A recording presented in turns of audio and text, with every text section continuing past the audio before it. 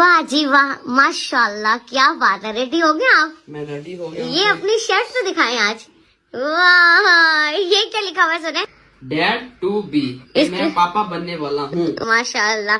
सुनो, ये तो आपने पहले बता दिया। नहीं पहनी।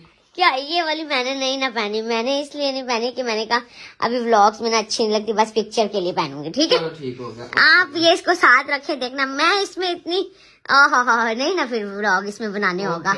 ठीक हो गया। ये है डैड टू बी, ये है मॉम टू बी। ये मेरी आपी ने भिजवाई है इस्लामाबाद से, टीसीएस उन्होंने करवाई है। उन्होंने बोला है कि बच्चों तुम लोग क्या कर रहे हो, सारी आपकी ऑडियंस को पता लग गया, आप लोग अपने मुंह से क्यों नहीं बता रहे अपनी प्यारी वाली ऑडियंस को।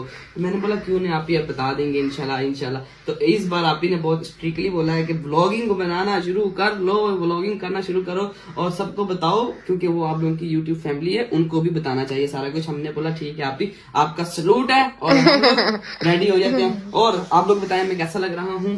डैड टू बी इंशाल्लाह कमिंग सून। इंशाल्लाह।